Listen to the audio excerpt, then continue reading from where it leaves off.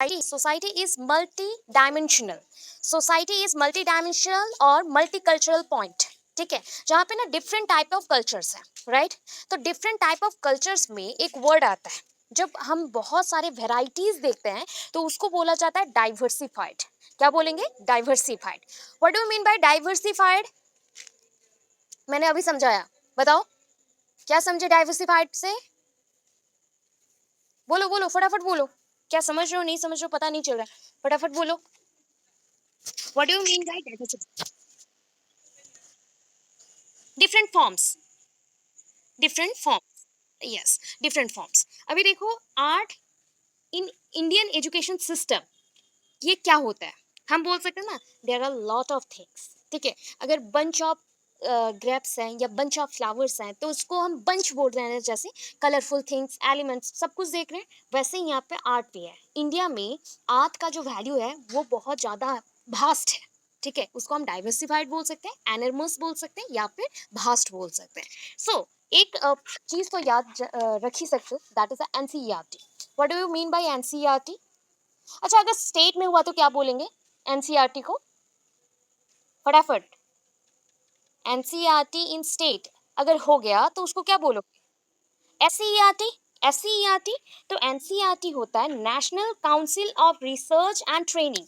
ये बार बार सीटेट ओटेट सब में आता है, full form of NCERT and SCERT. हर एक एग्जाम में एक ना एक फुल फॉर्म रहते हैं। जो आप बीएड के बुक्स में पढ़ रहे हो वही फुल फॉर्म्स आपको याद रखना है, ठीक है। NCERT national council of research and training, ठीक है।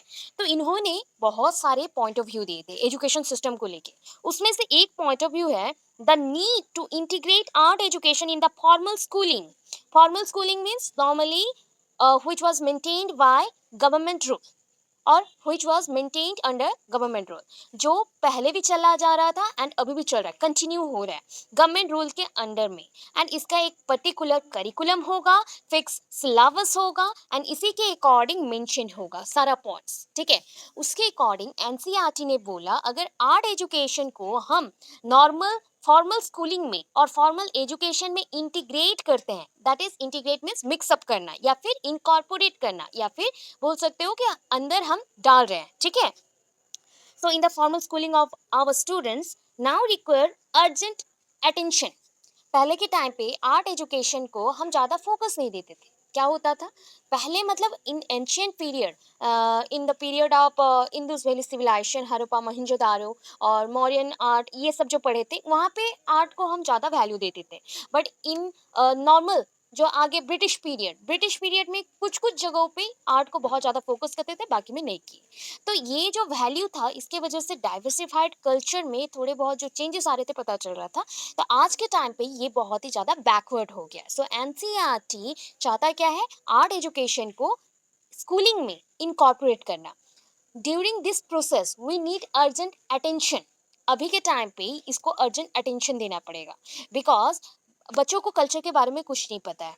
They don't know about the culture, how culture proceed और हाउ कल्चर प्रमोट और हाउ कल्चर ट्रांसमिट, कैसे हम कल्चर को आगे ले जाते हैं, उनको बिल्कुल कुछ नहीं पता। क्यों नहीं पता? बिकॉज आर्ट एजुकेशन को हम धीरे धीरे बहुत ही ज़्यादा वीक कर चुके हैं।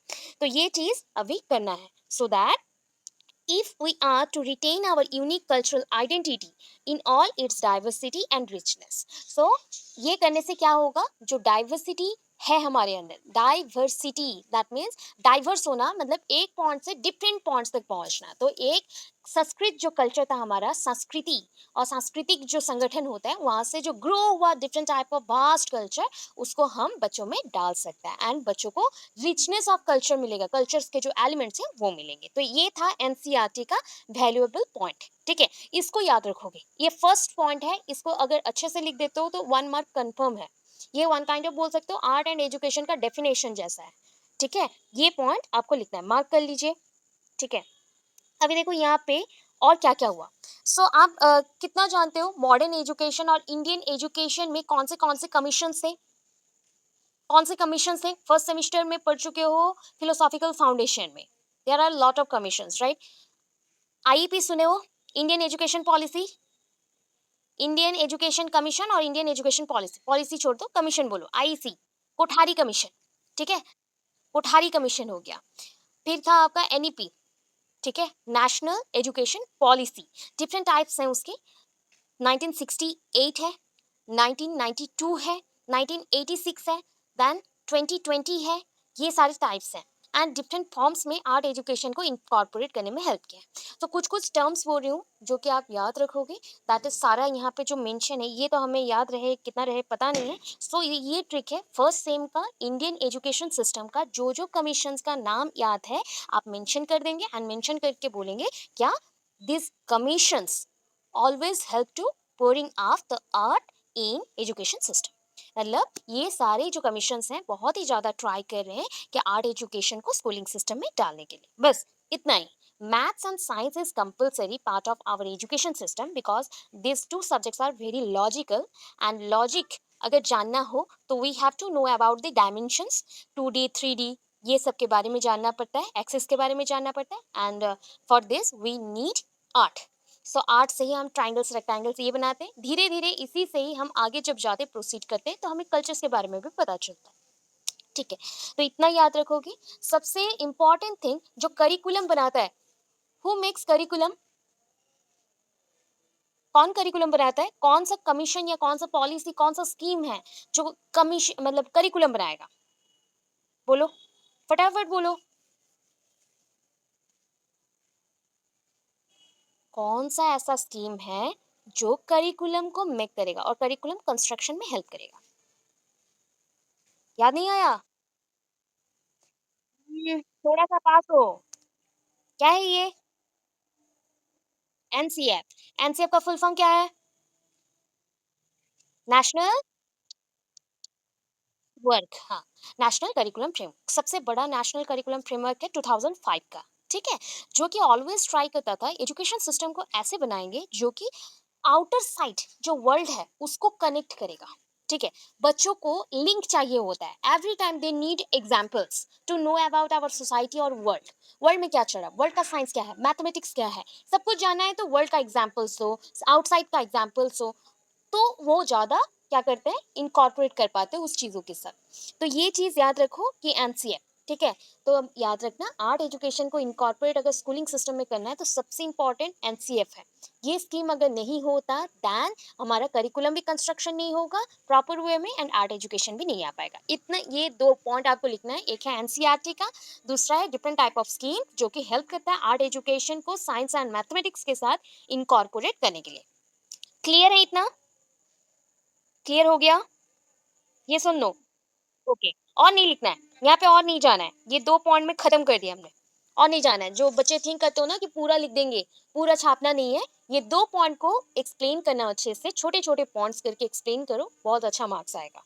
अभी देखो जो हमारा शॉर्ट क्वेश्चन भी है एंड इम्पोर्टेंट एक लॉन्ग क्वेश्चन भी है, that is art as a medium of education. Art as a medium of education. अभी कुछ बच्चे बोलेंगे मैम हम लोग फर्स्ट यूनिट में इंपॉर्टेंस ऑफ आर्ट नहीं पढ़े थे। सो आप इस चीज को इस पॉइंट्स को यूज कर सकते हो। अभी देखो और एक चीज मैं बताती हूँ, आपका ड्रामा भी है इस बुक के लास्ट की तरफ, that is in third unit और द फोर्थ यूनिट ड्रामा है। ड्रामा इन एजुकेशन और क्राफ्ट इन एजुकेशन है ना। सो एजुकेशन में ड्रामा का रोल क्या है, क्राफ्ट का रोल क्या है, या फिर दैट इज आर्ट का रोल क्या है, और इम्पोर्टेंस ऑफ आर्ट। ठीक है, इंपॉर्टेंस ऑफ आर्ट। तो इसका आंसर ना सेम टाइप का आप लिख सकते हो।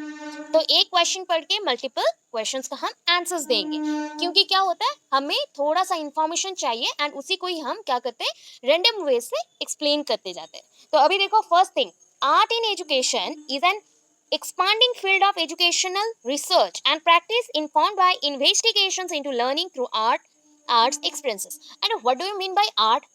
अभी मैंने स्टार्टिंग में ही समझाया था आर्ट क्या है, बोलो आर्ट क्या है? Art means skill, skill learning करना, different type of skill learning करना। स्किल इज ओके, स्किल समझो आप लोग, बच्चों को आप क्राफ्ट बता सकते हो, आप लोगों के लिए स्किल है। अच्छा, स्किल अगर लर्न करते हो तो डिफरेंट वे से उसको यूज कर सकते हैं, डेफिनेटली हम यूज करेंगे। सो स्किल लर्निंग मीन्स क्या है, वन काइंड ऑफ एक चीज में आप एफिशिएंट हो रहे हो, सेल्फ एफिशिएंट होना। क्या होंगे? सेल्फ एफिशिएंट होंगे हम, self efficient. Okay, what do you mean by self efficient? समझ समझ के पढ़ो और एग्जाम में आपको पढ़ना भी नहीं पड़ेगा। सेल्फ एफिशिएंट क्या समझ रहे हो? सेल्फ एफिशिएंट, ये एक वर्ड आया था ना आत्मनिर्भर, समझ रहे हो? आत्मनिर्भर वही पॉइंट है, सेल्फ एफिशिएंट, खुद को तैयार करना। So one kind of thing is that art क्या हमें सिखाया ना, स्किल्स सिखाए। स्किल्स हमें क्या सिखाएगा, एक्सपीरियंस देगा एक चीजों पे, and these experience again used by us in the different fields. तो डिफरेंट फील्ड्स में उसी स्किल्स को, उसी एक्सपीरियंस को हम यूज कर सकते हैं, जिसको हम आर्ट बोल रहे हैं। तो इन एजुकेशन सिस्टम ये एक एक्सपांडिंग फॉर्म है। जैसे करते हो ना, अगर आपको बोला जाए कि जस्ट लाइक 125 एक नंबर है, इसको एक्सपांड करो तो क्या करते हो, 100 + 20 + 5, तो ये एक्सपांडिंग हो गया। वैसे ही आर्ट भी ऐसा ही एक चीज है जो एक्सपांडेड फॉर्म में एजुकेशन सिस्टम में प्रेजेंट है, जिसके थ्रू आप एक्सपीरियंस गेन कर सकते हो। ठीक है, एंड ये एक्सपीरियंस गेन कैसे करते हो, रिसर्च के थ्रू। रिसर्च के थ्रू जब आप एक चीज को बार बार पढ़ते हो, उसको एक्सप्लेन करते हो, उसको और भी डिटेल्ड वे में जाते हो, तो दैट इज कॉल्ड रिसर्च। तो वो रिसर्च के थ्रू, इन्वेस्टिगेशन के थ्रू आप एक्सपीरियंस गेन कर रहे हो, and this is also called learning. इसको हम लर्निंग भी बोलते हैं। फर्स्ट पॉइंट ये रहा। ठीक है, अभी सेकंड पॉइंट में चलते हैं। देखो कहाँ कहाँ मार्क कर रही हूँ, जो जो मार्क हो रहा है पॉइंट वाइज में वो लिखोगे एरो मार्क करके, पूरा बुक नहीं पढ़ना है। Art as medium of education in different ways to grow up the child education and curriculum the following ways. So art education system में as a medium, as a media और as a medium हम लोग use करते हैं। क्यों use करते हैं, बच्चों को ग्रो करने के लिए, बच्चों का जो क्रिएटिव आइडियाज हैं, स्किल्स है, एक्सपीरियंस है, लर्निंग प्रोसीजर है, उसको हम हेल्प कर रहे हैं ग्रो करने के लिए। सो कौन से वेज में हम उसको ग्रो कर सकते हैं, तो following ways are present here. So first one is the in school. School system में क्या कर सकते हो, देखो according to a 1993 art education partnership working group study, art education partnership working group study. ठीक है, इसको शॉर्टकट अगर करें तो आर्ट एजुकेशन के लिए ए लोगे, एंड सॉरी आर्ट के लिए ए लोगे, एजुकेशन के लिए E, partnership working group study, AEPWGS, AEPWGS। ठीक है, इसको हम यूज कैसे करेंगे, अच्छा रुको थोड़ा सा आपको विजिबल नहीं होगा, विड्थ बढ़ा देते हैं। इसको हम यूज कैसे करेंगे ना, 1993 AEPWGS के according the benefit of a strong art programme include intensified student motivation to learn. पूरा लाइन भी नहीं पढ़ना पड़ेगा, दो तीन वर्ड है, just like understanding, motivation to learn, better school attendance and increase graduation rates. ये चार पॉइंट याद रखो। स्कूल में एजुकेशन में और स्कूल और एजुकेशन सिस्टम में हमें आर्ट क्यों डालना है ना, आर्ट को अगर हम एजुकेशन सिस्टम में डालते हैं उससे चार बेनिफिट्स होंगे। बहुत सारे बेनिफिट्स हैं, फोर इंपॉर्टेंट बेनिफिट्स होंगे। फर्स्ट वन, मोटिवेशन मिलेगा। अच्छा, जब आप लोग स्कूल में पढ़ते थे, बच्चे थे, छोटे बच्चे थे एंड स्कूल में पढ़ते थे, जब भी स्कूल में ड्राइंग कंपटीशन होता था या ड्राइंग क्लास होता था या SAPW होता था, डांस प्रोग्राम्स होता था, सिंगिंग करते थे, देन आप लोग हैप्पी हो जाते थे, that makes you happy, right. And इससे क्या होता था, आप लोग स्कूल उस दिन कभी मिस नहीं करते थे, जिस दिन इस क्लास होता था उस दिन स्कूल मिस नहीं करते थे। तो क्या करें हम, बच्चों को मोटिवेट कर रहे हैं लर्निंग के लिए कि तुम लोग स्कूल आओ, बाउंड करें। हम लोग मुंह में बोल के नहीं करेंगे, कुछ वर्क करके दिखाएंगे कि बच्चों आप लोग यहाँ आना चाहिए, आपको ये सीखना चाहिए, अट्रैक्ट कर रहे हैं। सो उससे क्या होगा, अटेंडेंस भी बढ़ेगा, मोटिवेशन मिल गया, अटेंडेंस भी बढ़ेगा, प्लस उनका और क्या होगा, अंडरस्टैंडिंग लेवल इंक्रीज होगा। डिफरेंट फॉर्म्स जो परफॉर्मेंस आर्ट्स हैं, डेकोरेटिव आर्ट्स हैं, उससे उनका creative skills, attitudes and different type of जो अंडरस्टैंडिंग है वो ग्रो अप करेगा। प्लस इससे क्या होगा, बच्चा जो धीरे धीरे पढ़ रहा है वो इंटरेस्टिंग वे में पढ़ना सीखेगा एंड उसका ग्रेजुएशन रेट इंक्रीज होगा। ग्रेजुएशन रेट मीन्स यहाँ पे ग्रेजुएशन कंप्लीट करना नहीं, उसका जो ग्रेडेशन होता है ना, एक लेवल से दूसरे लेवल में, one class to another class, जो मूवमेंट होता है, शिफ्टिंग होता है, ये डेवलपमेंट होगा। ठीक है, पॉइंट समझ आया, कौन से चार पॉइंट्स में आपको फोकस करना है। तो ये चीज अगर पूरा नहीं लिख सकते हो, क्या करोगे, साइड में जैसे पॉइंट लिख दिए स्कूल, ठीक है, स्कूल लिख दिए, यहाँ पे एरो मार्क 4 ऐसा हम टान सकते हैं। सो यहाँ पे ये पॉइंट्स किसके थ्रू आया, 1993 AWP सॉरी AEPWGS, ये मेंशन कर दोगे। इसके अकॉर्डिंग हमें आर्ट एजुकेशन को क्यों डालना है, art education includes 4 different benefits in education system. First one is motivation to learn, then better school attendance, increased graduation rate, improved multicultural understanding. बहुत सारे डाइवर्सिफाइड कल्चर्स को हम समझ सकते हैं, अंडरस्टैंड कर सकते हैं। बच्चों में जो कंफ्यूजन रहता है कि वो डिफरेंट कल्चर्स के साथ मिक्सअप नहीं हो पाते, वो बहुत जल्दी हो जाएंगे। हो गया, क्लियर हो, लिख सकते हो इस पॉइंट को, हुआ कि नहीं हुआ? ओके, नेक्स्ट पॉइंट में देखो, ये फर्स्ट पॉइंट गया, क्यों हम आर्ट एजुकेशन को स्कूल में डाल रहे हैं, तो इंपॉर्टेंस के अकॉर्डिंग भी लिख सकते हो आप लोग, यहाँ पे 4 पॉइंट्स मिल जाएंगे स्कूल के अंडर में इंपॉर्टेंस के अकॉर्डिंग भी। सेम चीज आर्ट का वर्ड छोड़ के ड्रामा दे दोगे ना, सेम आप लिख सकते हो, ठीक है। आपका 10 मार्क्स कंफर्म है, 10 मार्क्स कंफर्म है, ठीक है। आप लोग सिर्फ वर्ड चेंज करोगे, आर्ट की जगह पे ड्रामा लिख दोगे, तो ड्रामा क्यों इंपॉर्टेंट है एजुकेशन सिस्टम में और सोसाइटी के लिए आप लिख सकते हैं, ठीक है। अभी देखो करिकुलम डेवलपमेंट, करिकुलम के बारे में मैंने इतना कुछ समझाया, एनसीएफ 2005 बहुत इंपॉर्टेंट है, वो करिकुलम कंस्ट्रक्शन में हेल्प किया था। तो उसके according art education has its roots in drawing. Art education, अगर कोई भी बोल देता ना आर्ट, आर्ट टीचर, आर्टिस्ट हो तुम, तो आर्टिस्ट का पहला पॉइंट क्या जाता है पता है, जस्ट लाइक एजुकेशन सिस्टम में आप बीएड कर रहे हो, तो बीएड का मतलब होता है कि आप टीचर बनोगे, वैसे किसी ने अगर सुन लिया आर्ट टीचर और आर्टिस्ट वन काइंड ऑफ, तो ये दो वर्ड को समझाता है, एक हो सकता है ड्राइंग या पेंटिंग, दूसरा हो सकता है एक्टर, ठीक है, एक्टर। बट इसको छोड़ के भी आप लोग भी आर्टिस्ट हो, जो आर्ट सीखता है, स्किल्स सीखता है, different type of experience gain करके उसको यूज करता है, तो उसको हम आर्टिस्ट बोल सकते हैं, ठीक है। सो आर्ट एजुकेशन का रूट कहाँ से है, रूट है drawing, which with reading, writing, singing, playing an instrument comprise the basic element और elementary school curriculum in the 17th century। 17th century में अगर पढ़ाई कुछ होता था, अगर स्टडी बोल के कुछ था और एजुकेशन बोल के कुछ था, तो उस टाइम पे education, reading, writing, singing, playing and drawing, ये सब इंपॉर्टेंट था। एंड ड्राइंग ही ऐसा माध्यम था, मीडियम था, जिसके थ्रू ये सब पॉसिबल हो पाया, बिकॉज उस टाइम पे बुक्स नहीं थे, ठीक है, लिखने के लिए कॉपीज नहीं थे। सो ड्राइंग ही एक ऐसा चीज था, मिट्टी के ऊपर, स्लेट के ऊपर हम बना के कुछ पढ़ते थे। सो ये हो गया स्टार्टिंग, इसका रूट कहाँ से है, 17th सेंचुरी से ड्राइंग से स्टार्ट हुआ। ये पॉइंट यहाँ पे आप खत्म करोगे, करिकुलम डेवलपमेंट का फर्स्ट पॉइंट चला गया। Second point art education later, उसके बाद लेटरली हम उसको एक्सपांड कर दिए एंड उसमें क्या आ गया, painting, design, graphic art and plastic art. Plastic art में जो सेरामिक ग्लासेस होते, जानते हो आप लोग, जो कॉफी पीते हो, कॉफी पीते हो, चाय पीते हो, जो उसमें प्रिंटिंग होते हैं ना, प्रिंट्स बनते हैं, या फिर डिफरेंट टाइप ऑफ जो प्लेट्स में प्रिंट्स बनते हैं, तो इसी का ही एक पार्ट है, ठीक है। इतना मेंशन किया गया। अभी देखो 20th सेंचुरी, अभी का जो पीरियड चल रहा है, ये क्या है, advent of modernism, that means advance in modern society, advance in modern society. अगर पूरा नहीं लिख सके तो with the globalisation point, with the globalisation point भी लिख सकते हो यहाँ पे, ठीक है। Art education in the United States is away from a utilitarian philosophy. अभी यूटिलिटारियन फिलोसॉफी क्या होता है पता है, जिसको हम यूटिलाइज कर सकते हैं अर्निंग के लिए।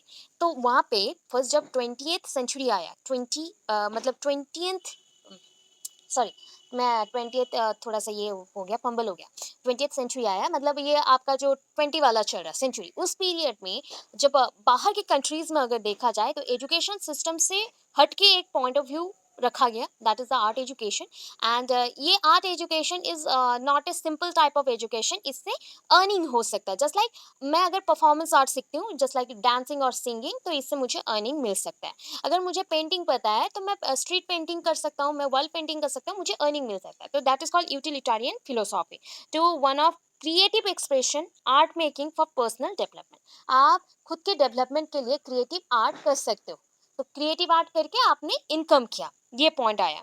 फिर नेक्स्ट अभी चलेंगे, नेक्स्ट नीचे की तरफ, the national art education association, देखो यहाँ पे NAEA, NAEA, national art education association to के सेंट्रल रोल, मतलब अभी की रोल किसने प्ले किया, 20th सेंचुरी के बाद किसने प्ले किया, that is national art education association to के central role in defining the expectations for art education. Art education के लिए जो एक्सपेक्टेशंस हैं, उसको उन्होंने डिफाइन किया एंड उसका एक ना नॉर्मल स्टैंडर्ड क्रिएट कर दिया कि इसी स्टैंडर्ड के अकॉर्डिंग बच्चों को पढ़ना चाहिए, बच्चे उसको अच्छे से पढ़ेंगे तो हिस्ट्री, ज्योग्राफी, कल्चर्स जो भी सीखना चाहते हैं इजीली सीख सकते हैं, ठीक है।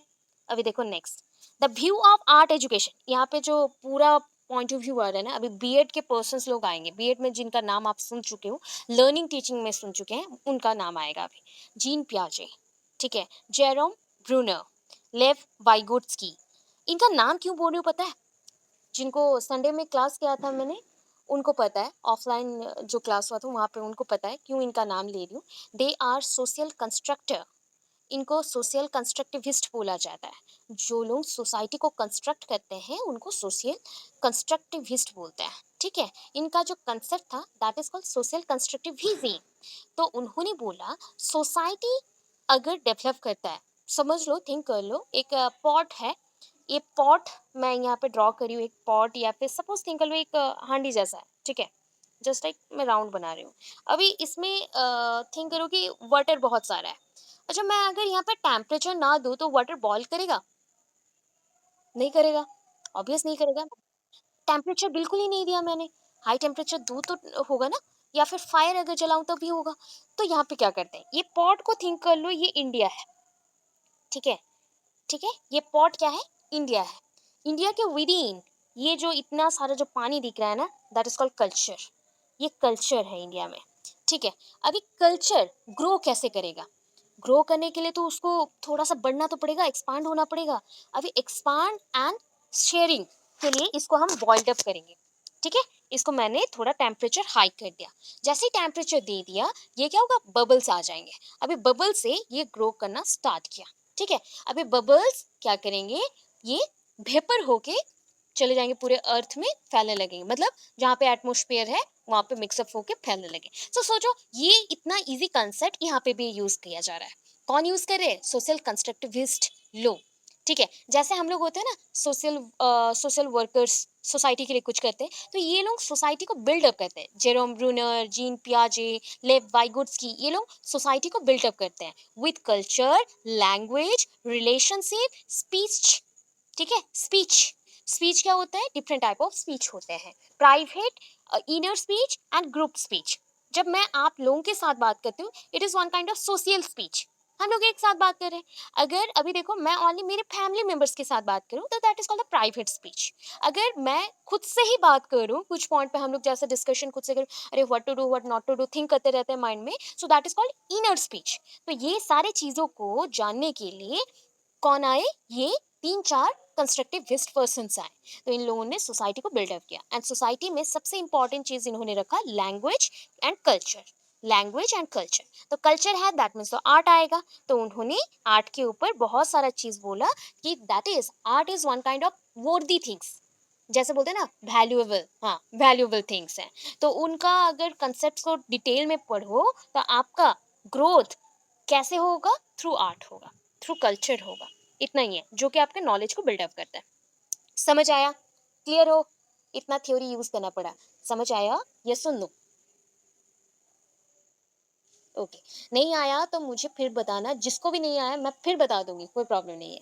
ठीक है? अभी देखो, ये जो पॉइंट है ना, आपको पढ़ना भी नहीं है। देखो, एलिमेंटरी एंड मिडिल स्कूल, ठीक है, ये पॉइंट सारे आपको पढ़ना भी नहीं है, ये आप लोग खुद फील किए हो, एक्सपीरियंस किए हो। ऑलरेडी हम लोग स्कूल में थे, एंड हमारे साथ आर्ट एजुकेशन भी चल रहा था, ग्रो कर रहा था, एंड हम उसमें एक साथ मिलजुल के कंटिन्यू कर रहे थे हमारा स्टडी को।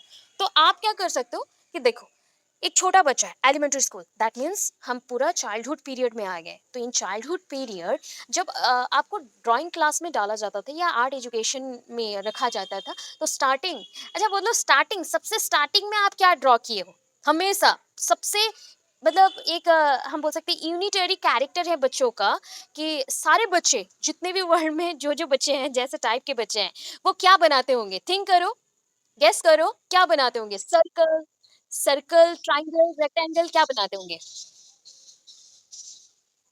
Circle, circle. ऑलवेज वो देखना, बच्चे हाथ घुमाते हैं तो राउंड राउंड राउंड राउंड करते हैं। ठीक है? तो यहाँ से आया बॉल शेप। बॉल शेप बच्चों को सिखाना है, तो एलिमेंट्री एजुकेशन में बच्चों को पहले हमने राउंड सिखाया, तो राउंड और सर्कल से उनको बॉल बनाना सिखाया। देन हमने सिखाया स्टिक, स्टिक, और जस्ट लाइक हम स्ट्रेट लाइन बना रहे, तो स्ट्रेट लाइन से हम ड्रॉ किए।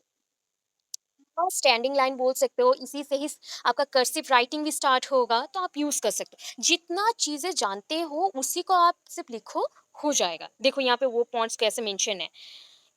चिल्ड्रन आर नेचुरल आर्टिस्ट, हो गया। हम लोग उसी के ऊपर डिस्कशन करें। हम लोग सारे आर्टिस्ट हैं, बच्चे तो और नेचुरल आर्टिस्ट हैं, उनके हाथ से जो बनता है वो आर्ट है, ठीक है। फ्रॉम इन्फेंसी, देखो इन्फेंसी पीरियड से they delight in the interplay of light and shadow, मतलब ये बोलते हैं ना, छाव में धूप में दोनों में वो ग्रो कर रहे हैं, मतलब हर एक टाइम वो ग्रो कर रहे हैं, इसका मतलब होता है हर एक टाइम ग्रो करना। उनको सेब कलर बहुत पसंद है, डिफरेंट टाइप ऑफ कलर्स देखने से वो क्या हो जाता है, अमेज्ड हो जाता है, जस्ट लाइक मुझे बहुत पसंद आ रहा है ये कलर, इतना कलरफुल चीजें हैं, मैं उसी को सिर्फ खेलूंगा, अपने खेलने के लिए, अपने ग्रो के लिए वो यूज करते रहते हैं। Even in Kinder garden process इसको यूज किया जाता है, square, rectangle, colourful shape, different type of use किए जाते हैं, ABCD मेंशन रहता है, किसी में 1 2 3 4 मेंशन रहता है, ऐसा।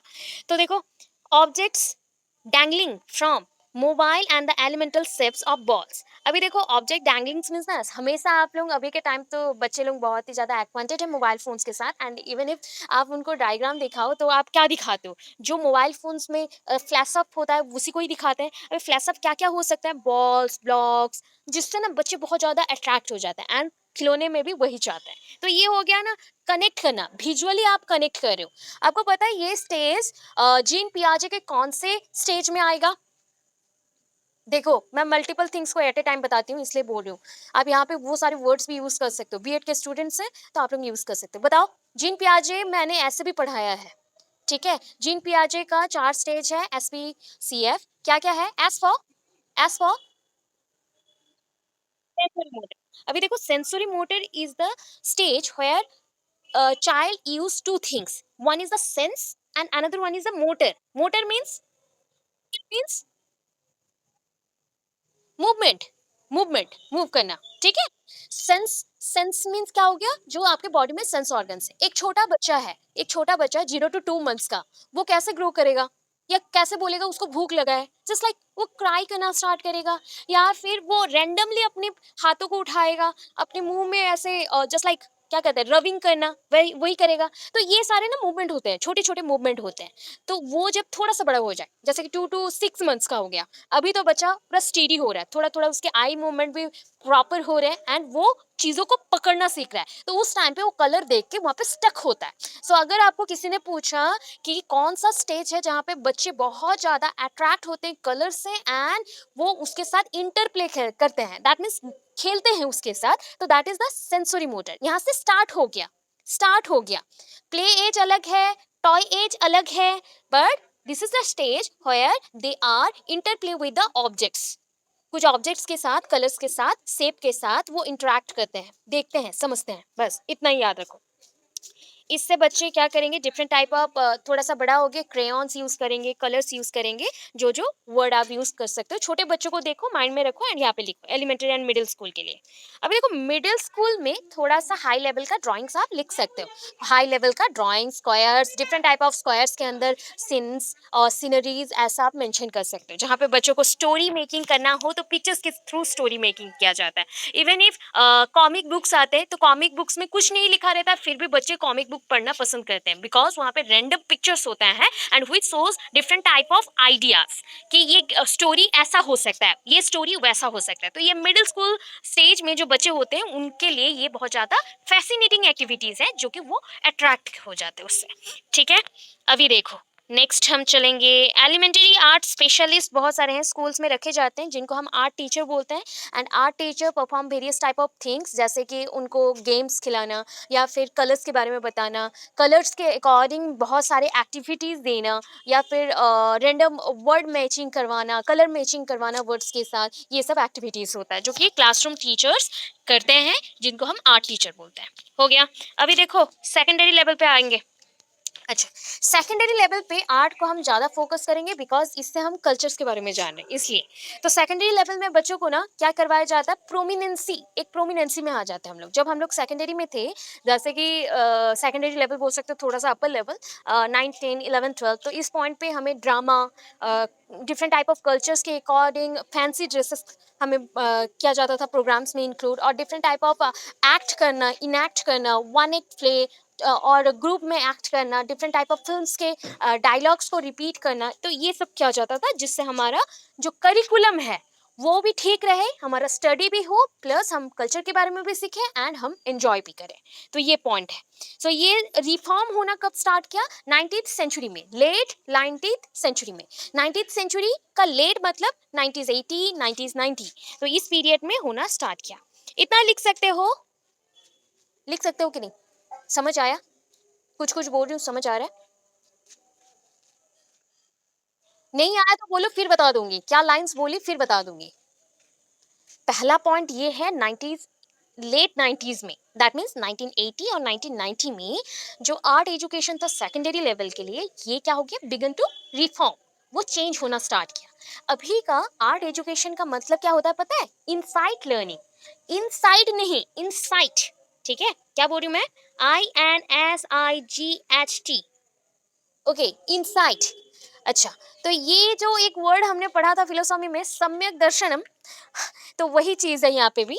इनसाइट मतलब खुद को झांकना, खुद के अंदर झांकना। ये सोल को पहचानने के लिए नहीं, ये कल्चर के अंदर जाने के लिए। ठीक है, इसमें सोल नहीं चाहिए, ये कल्चर को जाना है इमोशनली, इमोशनली उसके अंदर जाना है। So art is studied and created so that student will gain insight into themselves. खुद के अंदर क्या है, आपका क्रिएटिव लेवल क्या है, क्रिएटिविटीज क्या है, आप कौन सा स्किल जानते हो, कौन सा स्किल नहीं जानते हो। जब तक आप कोई प्रॉब्लम में नहीं फंसते हो तब तक उस प्रॉब्लम से सोल्यूशन नहीं निकाल सकते, या फिर उस प्रॉब्लम में कौन सा स्किल लगाओगे तो वो सोल्यूशन आएगा, वो नहीं जान पाते। तो वो चीज़ है इनसाइट लर्निंग। इनसाइट लर्निंग एक कंसेप्ट है लर्निंग टीचिंग में, Kohler's insert learning, insight learning, sorry. So कल ही मैंने बोला था, वहाँ पे एक मंकी है, मंकी के ऊपर एक्सपेरिमेंट हुआ था। देखो ये सारा एग्जाम्पल दे सकते हो, ठीक है, हम सारे बुक्स को कनेक्ट करके लिख सकते हैं, मार्क्स बिल्कुल नहीं कटता है, ये सारा विकिपीडिया का है। एंड विकिपीडिया का जो भी है ना, आंध्र के इंग्लिश मीडियम बुक में छापा जाता है पूरा, तो आप लोग मॉडिफाइड करके लिख सकते हो। तो मैं आपको इन्फॉर्मेशन दे रही हूँ। 3 साइंटिस्ट है, अच्छे से सुनो, ओटेड सीटेड सब में यूज होगा, आता ही है, कंफर्म क्वेश्चन है। कोलार इंसाइट लर्निंग, ठीक है, कोलार इंसाइट लर्निंग में 5 पॉइंट बताऊंगी, ज्यादा नहीं बताऊंगी, किस पे हुआ था, क्या एक्सपेरिमेंट है, 5 पॉइंट बताऊंगी। तो पता है इंसाइट, जो कोलार का इंसाइट लर्निंग हुआ था, ये कंसेप्ट एक लर्निंग प्रोसेस के ऊपर डिपेंड है, एक लर्निंग प्रोसेस के ऊपर डिपेंडेंट है। फर्स्ट पॉइंट हो गया। Second point, this concept was conducted by gestalt psychologist, by gestalt psychologist. Gestalt word का मतलब होता है इंसाइट, ठीक है, जेस्टाल्ट वर्ड समझो, स्पेलिंग है जेस्टाल्ट। दिख रहा है, ये कलर दिख रहा है या अदर कलर यूज करूं? दिख रहा है स्क्रीन पे, अच्छा दिख रहा है या फिर ओके? देखो ये क्या मेंशन किया, ये दिखेगा आई थिंक, जेस्टाल्ट, ठीक है। तो GESTALT, जेस्टाल्ट मींस इनसाइट, इन साइट, SIGHT, साइट मींस होता है विजन, इन विजन खुद को देखना, खुद के अंदर झांकना, ठीक है। जेस्टाल्ट साइकोलॉजिस्ट इसलिए बोला गया, जो साइकोलॉजिस्ट थे, 3 साइकोलॉजिस्ट है। कोपका, अच्छा अच्छा नाम बोल रही हूँ, सबका सरनेम बोल रही हूँ मैं, ठीक है, कोपका, कोपका, ठीक है, एक नाम हो गया कोपका। और एक है, शॉर्टकट याद रखना, वर्दीमियर, वर्दीमियर, ठीक है, और बोल सकते हो वर्दिमर, एक साथ बोलो पहले, वर्दिमर, फिर स्पेलिंग देख लेना वर्दिमर का, WERTHEIRMER है, वर्दिमर, ठीक है।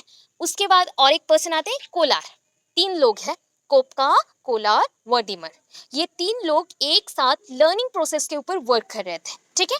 ये लर्निंग प्रोसेस का जो थ्योरी था उसको बोला गया जेस्टाल्ट थ्योरी, एंड इन लोगों को बोला गया जेस्टाल्ट साइकोलॉजी, बिकॉज जो लोग मनोविज्ञान होते हैं, दिमाग के ऊपर काम करते हैं, उनको हम साइकोलॉजिस्ट बोलते हैं। हो गया। तो इन्होंने 2 पॉइंट मैंने बोल दिया पूरा। अभी इनके अंदर जो इनसाइट लर्निंग का कंसेप्ट लेके आए थे वो है कोलार, ठीक है, Kolar, that is KOHLER, KOHLER, Kolar. अभी कोलार ने किसके ऊपर कंसेप्ट बनाया? इसको बोलते हैं चिंप, हम लोग शॉर्टकट में बोलते हैं चिंप, ठीक है, आप सिंप भी बोल सकते हो, बट चिंप, चिंप से आया चिंपांजीज, और सिंपांजीज बोल सकते हो, सिंपांजीज एंड मंकीज, और बोल सकते हो apps, apps, APES, apps, monkeys के ऊपर, ठीक है। जो पहला मंकी था जो ट्रेंड वाला था, मतलब पूरा ट्रेनिंग उसने लिया हुआ था, वो है सुल्तान, सुल्तान, ठीक है, याद रखना नाम सुल्तान। ये थर्ड पॉइंट गया, ठीक है। इनका जो एक्सपेरिमेंट था ये देखना था कि मंकीज, बिकॉज मंकीज ह्यूमंस के साथ ज़्यादा कनेक्टेड होते हैं, रिलेटेबल होते हैं, because we are descendant from the monkeys और एप्स, इसलिए उनके ऊपर उन्होंने एक्सपेरिमेंट किया। बिकॉज अगर देखा जाए सबसे ज़्यादा टैलेंटेड अगर बोला जाता है तो वो ह्यूमंस होता है। ह्यूमंस के पास हर एक प्रॉब्लम का सोल्यूशन होता है, ऐसा थिंक किया जाता है। Even if they make computers, तो वो कंप्यूटर्स बनाते हैं, तो थिंक करो कितना टैलेंटेड है। ओके, अभी ये जो पावर है कहाँ से आया? मंकीज से। तो हम मंकीज के ऊपर एक्सपेरिमेंट करना स्टार्ट किए। तो इस एक्सपेरिमेंट में मंकीज को एक बॉक्स के अंदर रखा गया, बड़े से बॉक्स के अंदर, या भी बोल लो एक पिंजरे के अंदर रखा गया। एंड टॉप मोस्ट कॉर्नर में हम क्या किए? केला रख दिए, बनानास रख दिए। ठीक है, अभी बनानास को मंकी खाना चाहता है, वो बहुत जंप करता है, बट नहीं हुआ। यहाँ पे 3 केसेस बोलूंगी, 3 केसेस, जैसे होता है ना केस 1, केस 2, केस 3, और बोल सकते हो स्टेज 1, स्टेज 2, स्टेज 3। सो स्टेज 1 में मंकी ने जंप किया, ठीक है, बट उसको हाथ ही नहीं लग रहा है। अब क्या करें? तो हम एक जो रूम के अंदर, या फिर जो हम बोल सकते हैं एक कंटेनर के अंदर रखे थे मंकी को, या फिर एक पिंजरे के अंदर रखे थे, तो उसमें ना साइड में हमने एक बॉक्स रख दिया। ठीक है, एक बॉक्स रख दिया। तो मंकी ने क्या किया? बहुत ट्राई करने के बाद जब उसके हाथ नहीं लगा तो उसने बॉक्स को रखा, बॉक्स के ऊपर चढ़ गया एंड बनाना को उसने तोड़ लिया, खा लिया। ये सुल्तान ने कर लिया बिकॉज उसने बहुत ही ज्यादा ट्रेनिंग लिया हुआ था एंड प्रैक्टिस किया हुआ था, तो उसका मेमोरी बहुत ज्यादा शार्प है एंड वो बहुत फास्ट है, उसने कर लिया। बट अदर जो सिंपांजीज थे और एप्स थे वो लोग नहीं कर पाए। ये केस 1 गया। केस 2, केस 2 में क्या हुआ? अभी देखो, हम एक बॉक्स, ठीक है, एक बॉक्स, पहले में से बॉक्स थे, अभी क्या करेंगे? एक बॉक्स रखेंगे और एक हम स्टिक रखेंगे, या फिर बम्बू स्टिक, थिंक कर लो, बम्बू स्टिक रख दिया। अभी बच्चा बच्चा बोल रही हूँ, मंकी, ठीक है, सुल्तान ने क्या किया कि वो ट्राई कर रहा है कि बनाना को तो तोड़ना ही है, तो अभी बनाना और दूर है, क्या करे? इतना दूर है तो वो कैसे ले?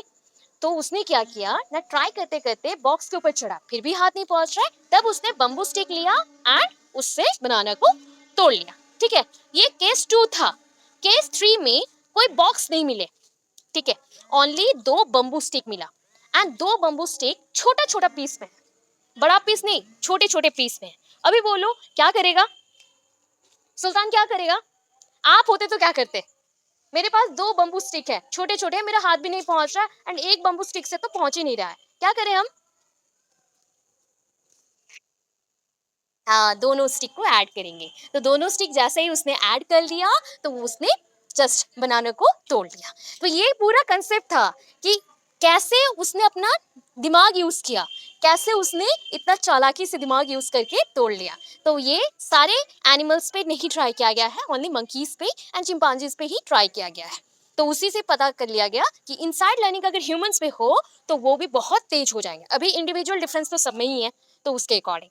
तो ये थोड़ा सा कंसेप्ट तो बोलते बोलते मैंने ये भी समझा दिया आपको, क्यों कि यहाँ पे आर्ट एजुकेशन का इनसाइट पॉइंट था, उस वजह से कि देखो आर्ट भी वैसा ही है, हमारे अंदर ही प्रेजेंट है, बट हम उसको एक्सप्लोर करना है। तो एक्सप्लोर करने के लिए इनसाइट विजन और इनसाइट ग्रो करना बहुत इंपॉर्टेंट है। अभी इनसाइट नहीं बोल रही हूँ, इनसाइट बोल रही हूँ, SIGST। ठीक है, सो इससे हम खुद को डिफरेंट पर्पस में कैसे यूज करना है, कल्चर को जान सकेंगे, वैल्यूज जान सकेंगे एंड यूज करेंगे। अभी देखो एडोलेसेंट जो पीरियड है, ठीक है, एडोलेसेंट जो पीरियड है ना, जो आर्ट है एडोलेसेंट पीरियड के लिए, वो ना एक टाइप का शेपिंग प्रोवाइड करता है आपको। अभी देखो आप लोग भी आर्टिस्ट हो, मैं बार बार बोल रही हूँ, ठीक है, क्यों आर्टिस्ट हो? बिकॉज आपका जो अभी का आर्ट है, क्या आर्ट है कि आप टीचर बनोगे, तो टीचर के लिए आप ट्रेनिंग ले रहे हो, ये ट्रेनिंग भी एक आर्ट का पार्ट है जिससे आप टीचिंग स्किल्स को लर्न कर रहे हो। 2 वर्क आप कर रहे हो, कंज्यूमर एंड प्रोड्यूसर। कंज्यूमर कौन होता है? जो कंज्यूम करता है, उसी चीज को यूज करता है, तो वो होता है कंज्यूमर। देन उसी चीज को यूज करके जब उसको वो न्यूली प्रोड्यूस करता है तो दैट इज कॉल्ड प्रोड्यूसर। आप प्रोड्यूसर भी हैं, कंज्यूमर भी हैं। मे बी आज आप कुछ लर्न कर रहे हैं, ठीक है, कल आप बहुत अच्छे टीचर बनेंगे, जो आप सोचे थे उससे भी 10 टाइम्स बेटर टीचर बनेंगे। तो ये होता है प्रोड्यूसर। आप प्रोड्यूस करें, गुड वे से प्रोड्यूस कर रहे हो। तो ये एडोलेसेंस पीरियड में इतना इंपॉर्टेंट है आर्ट, ठीक है। अभी देखो अगर टेक्नोलॉजी आ गया, यहाँ पे पढ़ने का कोई ज़रूरत नहीं है। टेक्नोलॉजी आ गया मीन्स आईसीटी आएगा, इंफॉर्मेशन टेक्नोलॉजी, आईटी और information and communication technology. So think करो, आईसीटी आ गया या फिर टेक्नोलॉजी आ गया तो इनकॉर्पोरेशन ऑफ द कंप्यूटर्स। बच्चे अभी और कॉपी पेन से कुछ ड्रॉ नहीं करेंगे, वो डायरेक्टली कंप्यूटर में ड्रॉ करना स्टार्ट करेंगे, स्मार्ट बोर्ड्स और जस्ट लाइक होता है ना नोटपैड यूज़ करेंगे एंड उसके ऊपर वो ड्रॉ करना स्टार्ट करेंगे, इरेज करेंगे एंड ड्रॉ करेंगे। तो इससे क्या होगा, different type of art making होगा। अभी का जो सबसे फेमस आर्ट चल रहा है मंडला आर्ट। तो मंडला आर्ट में वैसा ही हो रहा है क्योंकि कुछ लोग हैं कॉपीज में करे, कुछ लोग हो रहे ऑनलाइन क्लासेस भी करवा रहे। तो उसमें क्या होता है ना, फास्ट फॉरवर्ड करने के लिए, क्विक करने के लिए उसमें ऑलरेडी डिजाइंस होते हैं एंड वो उसके ऊपर ओनली ड्रॉ करते हैं। वन साइड अगर ड्रॉ किया जाता है, उसके 6 साइड्स और 4 साइड्स अगर मेंशन कर दो तो एट ए टाइम ड्रॉ हो जाते हैं। तो ये होता है इनकॉर्पोरेशन ऑफ टेक्नोलॉजी। टेक्नोलॉजी जितना बढ़ेगा हम ऑनलाइन वे में भी पढ़ सकेंगे, ऑफलाइन में जो चीज़ होता था ऑनलाइन हो जाएगा। कंप्यूटर प्रोग्राम्स आएंगे तो आर्टिस्ट लोग और ज़्यादा अच्छे इमेज क्रिएट कर सकते हैं, और ज़्यादा वो फोटोग्राफी को अच्छे से बना सकते हैं, एडिट कर सकते हैं। तो ये सब उसका पॉइंट है। दो दो लाइन लिखोगे, ज़्यादा नहीं लिखोगे। ये हो गया 2.1 का। अभी देखो, art as a unifying principle in education, मैंने यहाँ पे कुछ मार्क नहीं किया। क्वेश्चन फिर से देख लो क्या बोल रही हूँ, क्योंकि अभी आपको मैं बताने वाली हूँ इसमें क्या लिख सकता है।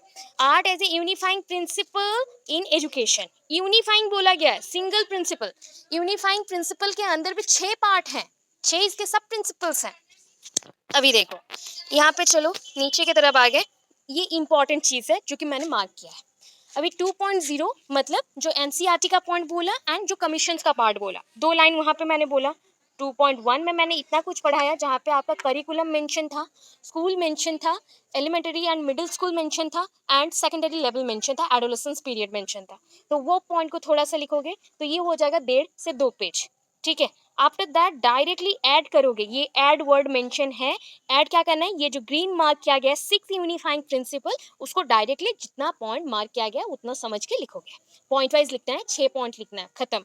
ठीक है, so first thing, the principles of art are to the elements when we make image, and they are visual relationship that occur when the elements come together into a work of art। क्या बोला गया देखो।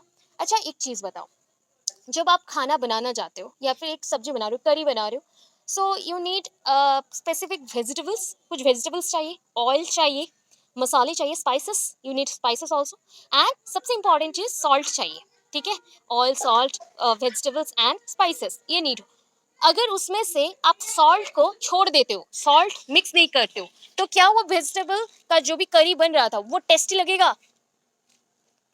Tasty लगेगा? ये सुन दो,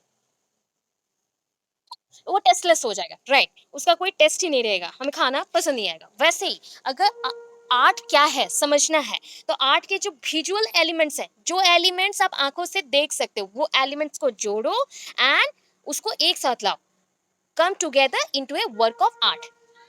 work क्या करना है, आर्ट के ऊपर वर्क करके सारे एलिमेंट्स को जोड़ के एक सिंगल पीस बनाना है। ठीक है, तो हमें अलग अलग रखने से वो आइसोलेट हो जाते हैं, अलग अलग हो जाएंगे, तो हमें यूनिफाइंग करना है, उसको जोड़ना है। अभी देखो, it is important to realise that the principles are a way we describe that interaction of the element. Principles क्या है ना, जिस वे से एलिमेंट सारे जुड़ रहे हैं उसको हम प्रिंसिपल्स बोलते हैं। These elements are real and principles are how we see the relationship. इन एलिमेंट्स के अंदर जो सब्जेक्ट्स हैं उसको हम एलिमेंट्स बोल रहे हैं, जैसे कि कलर, शेप, और शेप को क्यों जोड़ना है, शेप को जोड़ने से क्या होगा, उसका वैल्यू क्या होगा, ये सब अगर अलग अलग वे से देखते हो तो ये सारे आर्ट हैं। अगर हम जोड़ देते हैं तो ये एक वर्क टुगेदर ऑफ आर्ट हो गया, जो एक साथ मिलके एक पीस ऑफ आर्ट को बना रहे हैं। तो ये क्या है, अगर ये 6 प्रिंसिपल्स को हम एक साथ पढ़ ले तो आर्ट क्या है हमें समझ आएगा। अगर हम अलग अलग वे से पढ़ते हैं तो इसका इंटरेक्शन खत्म हो जाएगा, ये आइसोलेट हो जाएगा, गायब हो जाएगा, इसमें और कुछ बचेगा नहीं। तो फर्स्ट थिंग, प्रिंसिपल्स में क्या क्या इंपॉर्टेंट है, repetition occurs when elements which have something in common are repeated regularly और irregularly, sometimes creating a rhythm. ये लाइन लिख देना। ठीक है, ये लाइन लिख देना। अच्छा, अभी बोलो, जब आप बचपन में ड्राइंग सीखना स्टार्ट किए थे तब आपको आर्ट टीचर ने सिंगल कोई एक चीज सिखाया, जैसे आपको सर्कल सिखाया, तो सर्कल क्या आप वन टाइम बनाने के बाद बंद कर दिए या फिर मल्टीपल टाइम्स बनाए? बोलो फटाफट। एक टाइम बनाए थे या मल्टीपल टाइम्स? Multiple times. हाँ, तो इसको बोलता है, सॉरी, इसको बोलते हैं पैटर्न। क्या बोलेंगे? पैटर्न। एक ही पैटर्न पे प्रैक्टिस करना, बार बार बार बार रिपीट करना, प्रैक्टिस करना, ठीक है। Something that creating a rhythm. Rhythm जैसे कोरियोग्राफी होता है ना, डांस करते हो तो डांस में बार बार प्रैक्टिस नहीं करोगे, कभी भी रिदम में बीट पे नाच नहीं पाओगे। सेम ठीक है, सही वर्क को करने के लिए, कभी भी गलत वर्क करते हो तो वो रैंडम होता है, सही से करने के लिए प्रैक्टिस बहुत नीड होता है। कि सेम वे से हमेशा करना एक चीज को, सेम वे से खाना बनाना, सेम वे से खुद को तैयार करना, सेम वे से कपड़े डिफरेंट वेज में यूज करना, तो ये भी वन काइंड ऑफ स्किल्स है। तो ये प्रैक्टिस नीड करता है, कोई भी चीज करना हो अगर उसमें बेस्ट देना है अपना तो प्रैक्टिस बहुत नीड करता है, and that is called repetition.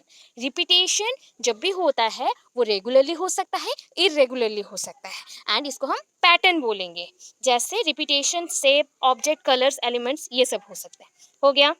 अभी देखो, rhythm path your eyes follow and speed and pace done at. अभी क्या होता है, रिदम क्या है, रिदम को आप कैसे फील करते हो? पहला थिंग, अगर मैं एक ब्लाइंड पर्सन नहीं हूँ तो रिदम को मैं आइज से ही फील करूंगी, देखूंगी, समझूंगी कौन से बीट पे वो मार रहा है पैर, या फिर कौन से पॉइंट पे वो ड्रॉ कर रहा है। तो ये होता है रिदम को देखना। फिर उसी रिदम का जो गैप है, सपोज थिंक करो यहाँ पे एक रिदम पड़ा, यहाँ पे एक रिदम पड़ा, बीट पकड़ लो, ये बीट 1 है, ये बीट 2 है, ये दोनों के अंदर जो गैप है that is called pace. Pace, that is not space, pace बोल रही हूँ। रिदम में चलना, मैं 1 मिनट के बाद यहाँ पे पैर डालूंगी, 2 मिनट के बाद वहां पे पैर डालूंगी, ये होता है रिदम, ठीक है। तो रिदम ऑलवेज किसको फॉलो करता है? अपनी आइज को। मेरे जो आइज होंगे, मैं अपना रिदम कैसे फॉलोंगी? अपनी आइज के थ्रू, एंड उसी स्पीड पेस के साथ मैं वर्क करूंगी। अभी देखो, रिदम के बाद और एक वर्ड आता है बैलेंस। बैलेंस हमेशा हर एक चीज में, एलिमेंट्स के अंदर रिलेशन हो, या फिर जो भी आप आर्ट पढ़ रहे हो उसके अंदर रिलेशन हो, कुछ भी हो, तो उसके लिए बैलेंस चाहिए, हर एक चीज में बैलेंस चाहिए, एंड इस बैलेंस को हम बोलते हैं इक्विलिब्रियम। अगर बैलेंस रहेगा तभी इक्विलिब्रियम आएगा, अदरवाइज नहीं आएगा। इक्विलिब्रियम, बैलेंस में रहना, या फिर एक स्ट्रेट लाइन में ग्रो करना, या फिर एक सेम डिस्टेंस में ग्रो करना, दैट इज कॉल्ड इक्विलिब्रियम। जैसे आप कोई डिज़ाइन बनाना चाहते हो, सिमेट्रिकल होता है, कभी कभी आप वो डिज़ाइन को रैंडमली बना रहे हो तो एसिमेट्रिकल भी हो सकता है, ठीक है। अभी देखो नेक्स्ट पॉइंट, अगर आपके अंदर सब कुछ सीखने का इंटरेस्ट ना हो, कोई काम होगा? नहीं हो सकता। Without interest nobody can draw anything, nobody can dance, कुछ भी नहीं कर सकता, ठीक है। तो इंटरेस्ट सारी चीज़ों का सेंटर में रहता है। तो देखो, emphasis calls attention to importance areas of design and subdues everything else on the picture plan। ये नहीं समझ आया, छोड़ो। यहाँ पे देखो, emphasis creates center of interest, बस इतना याद रख लेना। अगर वो भी नहीं समझ आया तो ये लिखो, 3 पॉइंट्स में से कोई एक लिख सकते हो। emphasis is the focal point। Focal point, focus जिस पे कर सकते हो, एक सिंगल पॉइंट पे फोकस करके ड्रॉ करना, तो that is called focal point. ये फोकल पॉइंट इंटरेस्ट के ऊपर डिपेंड करता है, ठीक है। फिर देखो नेक्स्ट, यूनिटी। यूनिटी मीन्स क्या है? वननेस, मतलब सिंगल बोल सकते हो कि हर एक चीज को जोड़ के एक सिंगल पीस में हमने कन्वर्ट कर दिया। यूनिटी मीन्स वननेस, मतलब एक ही तरह का, देखो जैसे होता है ना, एक ही तरह का खाना हर दिन बन रहा है, क्यों बन रहा है? क्योंकि वो सेम मसाले हैं, सेम चीज दिया गया है, सेम वेजिटेबल्स हैं, सेम थिंग है, तो हर दिन बन रहा है, तो दैट इज, यहाँ पे बोल सकते हैं कि वननेस, एक ही जैसा हर दिन रहना, चेंज नहीं आना, एंड कंसिस्टेंसी और इंटीग्रेशन, तो एक ही जैसा रहेगा। आप अगर काम में सिमिलैरिटीज रखना चाहते हो, इम्प्रूवमेंट करना बेटर थिंग है, बट हर दिन मैं अगर खुद को बेस्ट तक ले गई हूँ, जैसे कि मुझे 100% सब कुछ आता है, अभी 100% से तो मैं 200% नहीं कर सकती ना, तो मुझे एवरी डे के लिए उसी 100% को मेंटेन रखना पड़ेगा, तो that is called consistency, constant हो जाना एक ही पॉइंट पे।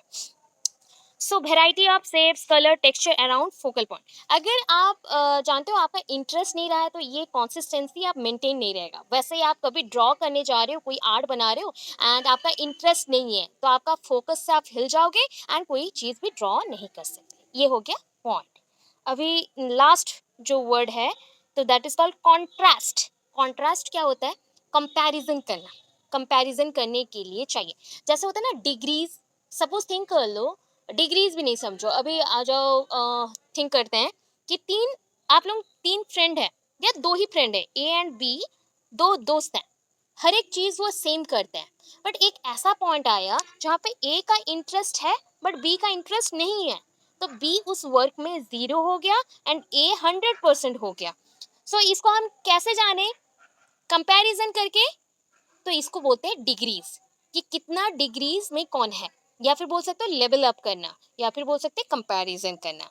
तो ऑलवेज जब भी हम कुछ ड्रॉ कर रहे हैं या डांस कर रहे हैं तो हम कंपेयर करते हैं, कॉन्ट्रास्ट में देखते हैं कि ये ऐसा था। अच्छा, सबसे अच्छा एग्जाम्पल एक है बिफोर आफ्टर, तो जानते ही हो, पिक्चर लेने के बाद देखते ही हो आप लोग मॉडिफाई करके। तो बिफोर आफ्टर जो वो चीज़ है ना, एक साथ देखना, बिफोर आफ्टर, मैं बिफोर ऐसा थी, आफ्टर ऐसा हुए। तो ये जो कंपैरिजन है इसको भी हम कॉन्ट्रास्ट बोलते हैं। क्यों हम देख रहे हैं, खुद को और ब्यूटीफुल करने के लिए। वैसे ही ड्राइंग में भी शेप्स, टेक्सचर, या फिर हम बोल सकते हैं जो शेप रहा, टोन्स रहा, कलर्स रहा, वैसे ही हम उसको भी कंपेयर करते हैं। देखो, अभी इसका पॉइंट आया कि principle derive from the nature of the child. तो ये जो पॉइंट्स है ना, ये पॉइंट्स को थोड़ा थोड़ा आप पढ़ोगे, एक दो भी पॉइंट्स लिख देते हो तो चलेगा, ज्यादा नहीं चाहिए। ठीक है, ज्यादा नहीं चाहिए। ये 6 प्रिंसिपल इंपॉर्टेंट था, उससे ज्यादा नहीं लिखना है, चलेगा। नहीं लिखोगी तो भी चलेगा। इतना समझ आया? 6 प्रिंसिपल समझ आए? 6 प्रिंसिपल समझ आए? ओके। अभी ये आज का पॉइंट है, मार्क्स है, principle derive from nature of the child. इतना इम्पोर्टेंट नहीं है। ग्रोथ के ऊपर अभी बताया गया था, elementary school, middle school and secondary, वो तो ऑलरेडी 2.1 में आप लिखोगे ही, इसमें ऐड करना है। तो इसलिए इसको जो मार्क किया गया है, अगर 2.1 लिख देते हो तो ये पॉइंट और नहीं लिखना पड़ेगा। ठीक है, 2.1 तो किए होंगे, तो उसी पॉइंट को यहाँ पे मेंशन कर देना है। इसको नहीं चाहिए और ज़्यादा कि इंस्ट्रक्शन क्या होता है, असाइनमेंट क्या होता है, ये नहीं चाहिए। 6 प्रिंसिपल एनफ है। जो 6 प्रिंसिपल, कॉन्ट्रास्ट, फिर आपका आ गया टेक्सचर को जानने के लिए, या फिर आपका जो रिदम आया, पाथ आया, तो वो सब जान लोगे तो उतना में इनफ हो जाएगा। और नहीं करो, इसको ज़्यादा मत करना, यहाँ तक कि एंड कर लेना, क्योंकि वोकेशन, कमीशन, रेफरेंस इतना ज़्यादा इम्पोर्टेंट नहीं है। अभी देखो, और एक इम्पॉर्टेंट चीज़ आ जाता है, आर्ट एंड सोसाइटी 2.3। ठीक है, 2.3, ठीक है ना।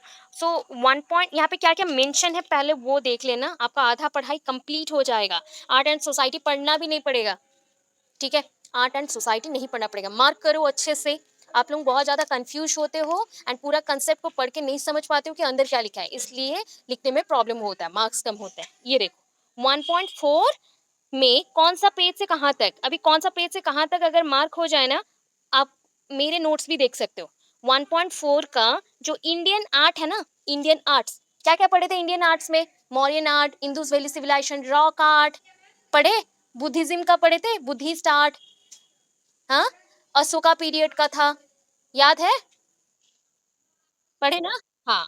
रसा प्रिंसिपल नहीं लिखना है, रसा प्रिंसिपल बिल्कुल नहीं लिखना है इसमें। जो इंडियन आर्ट्स में जितने आर्ट फॉर्म्स थे एंड कौन सा पीरियड में कौन सा आर्ट मिला था, ठीक है, वो आर्ट का पॉइंट लिखना है, वो आर्ट पॉइंट्स लिखने हैं। जैसे कि इंडियन आर्ट का रॉक आर्ट, मौर्यन आर्ट, गुप्तायन art, Ashoka period, Indus valley civilisation period, Buddhism और बुद्धिस्ट आर्ट, तो वो पॉइंट्स को लिखना है। ठीक है, वो पॉइंट कंप्लीट कर लिए। उसके बाद 1.5 क्या था, 1.5 में importance of art education. So art in education first starting में पढ़े तो 2.1 में भी, तो उसी को लिख सकते हो। पॉइंट वाइज करके लिखोगे, 10 लाइन लिखोगे, बस 10 लाइन और 1 पेज लिख दोगे, खत्म हो जाएगा आंसर, खत्म हो जाएगा आंसर। आर्ट एंड सोसाइटी बोला गया, आर्ट एंड सोसाइटी को अगर जानना है ना, तो आर्ट एजुकेशन कब स्टार्ट हुआ था, एंड सबसे इंपॉर्टेंट थिंग, आर्ट से स्टार्ट हो रहा है, मतलब आर्ट का जो डेफिनेशन है, इंट्रोडक्शन है, जो फर्स्ट यूनिट में फर्स्ट क्वेश्चन में हमने पढ़ा है, उसको आप थोड़ा सा लिखोगे। उसके बाद जितना भी स्टार्ट करना है आप कर सकते हो,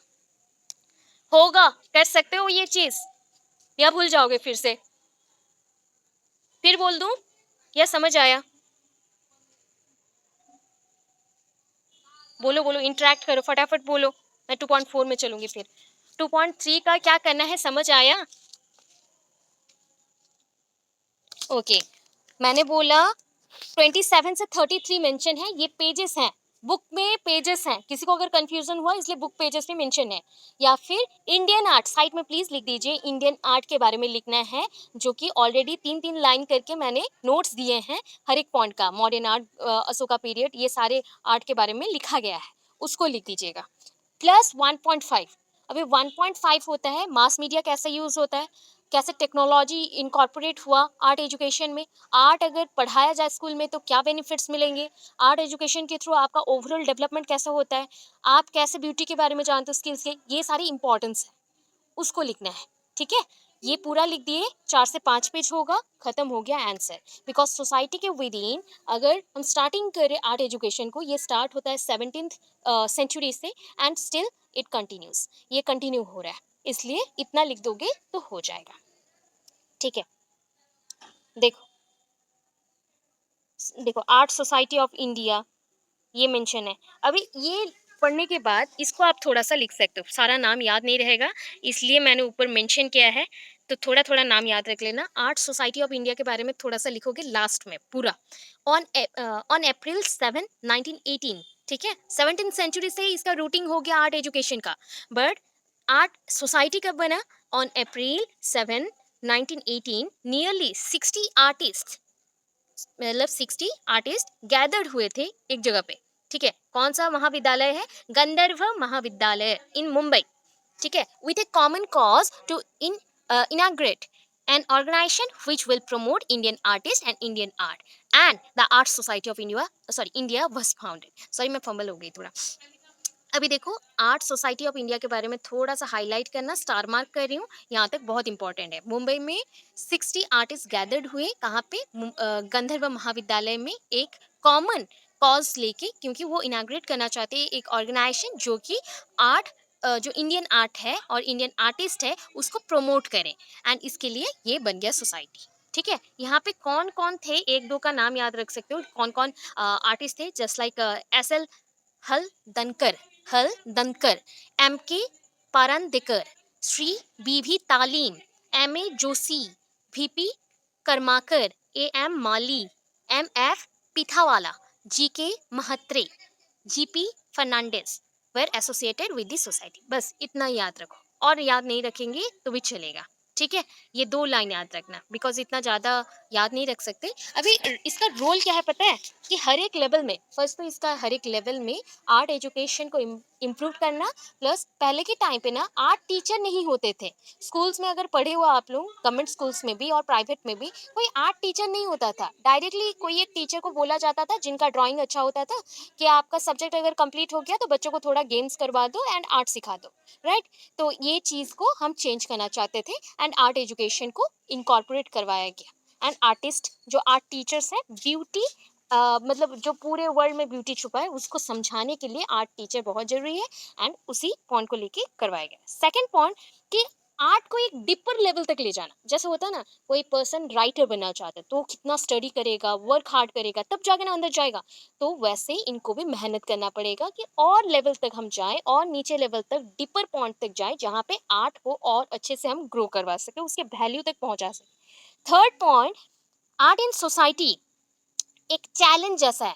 कुछ लोगों के लिए तो पूरा ही चैलेंज है, बिकॉज वो आर्ट टीचर है, म्यूजिक टीचर है, डांस टीचर है, तो ये एवरीडे उनके लिए चैलेंज रहता है कि आज उनका नाम है, कल उनका नाम खत्म हो जाएगा। बट नॉर्मल टीचर का नाम कभी खत्म नहीं होता, इनका नाम खत्म हो सकता है इफ इनको एवरीडे न्यू न्यू कुछ स्टेप्स नहीं आए, न्यू नॉलेज नहीं है, न्यू ड्राइंग्स नहीं आए, तो इनका आर्ट खत्म हो जाएगा। तो इसलिए इन चीज़ों को हम सही करना चाहते हैं, एक प्रॉपर वे से बच्चों को हम पढ़ाना चाहते हैं, सो दैट उनको डायरेक्शंस मिले एंड एवरी डे वो कुछ ना कुछ न्यू थिंक कर सके। ये 3 पॉइंट्स हैं जिसके लिए कल्चरल अवेयरनेस क्रिएट करना, या फिर डेवलपमेंट करना, आर्टिस्ट को ग्रो करवाना, बच्चों को प्रोवोक करना, प्रमोट करना, मोटिवेट करना, इनका पॉइंट था। इसके लिए different type of academic performance भी रखा गया, जैसे लाइक एनुअल फंक्शंस और different type of cultural programmes होते हैं। वैसे ही बहुत फेमस एक यूनिवर्सिटी है जहाँ पे ड्रामा, आर्ट्स, कल्चर को लेके ज़्यादा पढ़ाया जाता है, एंड आप लोग फिलोसॉफिकल फाउंडेशन में वो पढ़े हो, जानते भी है। कौन सा यूनिवर्सिटी है बताओ? इंडिया में ही है, बहुत फेमस यूनिवर्सिटी, जहाँ पे ड्राइंग, ड्रामा, आर्ट, कल्चर, सारे टाइप के डांसेस, इवन एक फॉरेन से भी वहाँ पे बच्चे पढ़ने आते हैं फॉर दिस रीजन। सारे सब्जेक्ट भी पढ़ाई होता है, प्लस ये सब भी होता है। रविंद्रनाथ टैगोर जी का नाम सुने? उनका यूनिवर्सिटी का नाम क्या है? बोलिए। शांति निकेतन सुने? इंडिया में जो फेमस यूनिवर्सिटी है जहाँ पे आर्ट एंड कल्चर को लेके पढ़ाया जाता है, सबसे ज्यादा फेमस है, जानते हो कहाँ पे है? शांति निकेतन।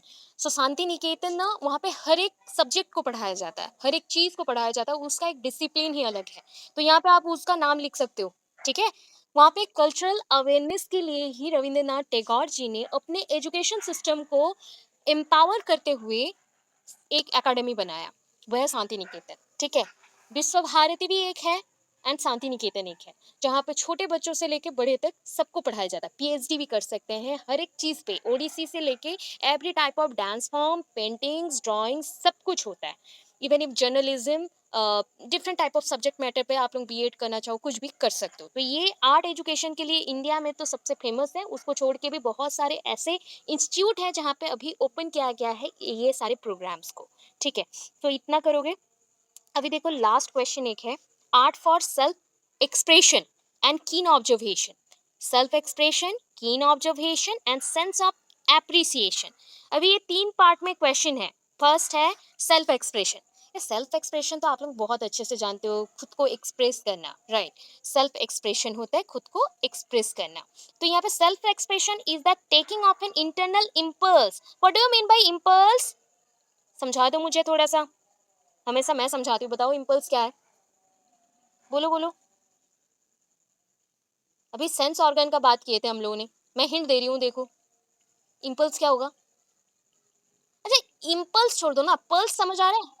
पल्स, पल्स समझते हो, पल्स?